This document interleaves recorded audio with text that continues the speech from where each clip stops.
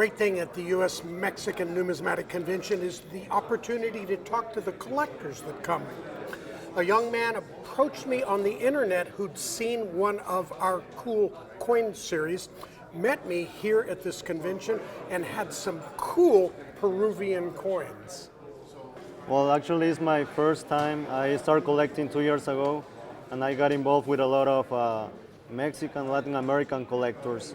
So they invited me to this US Mex convention, and it's really fun. I mean, you get to talk with dealers and collectors on the same area that you like to collect, you know. And why do you like Mexican coins?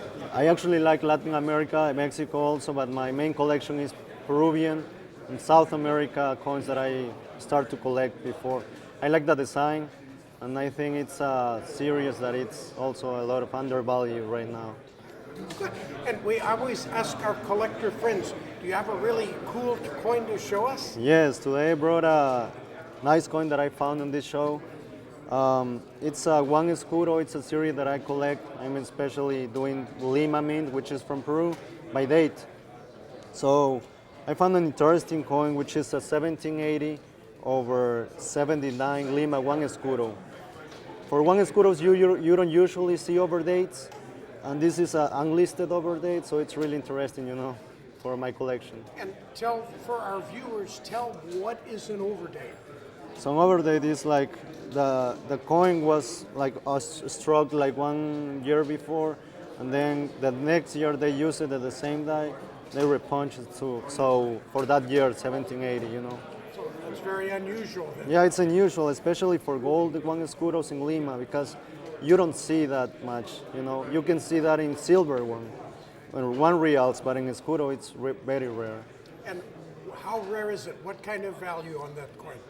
Well, it's maybe like a $1,500 coin, but like I said, it's a undervalued area right now, which it's really cool, you know.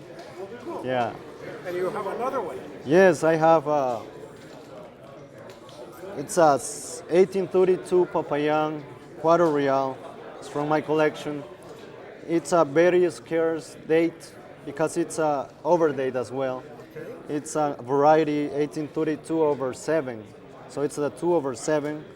And about this coin, it's a very scarce type. The thing is that there is no unknown 1827 Quarter Real.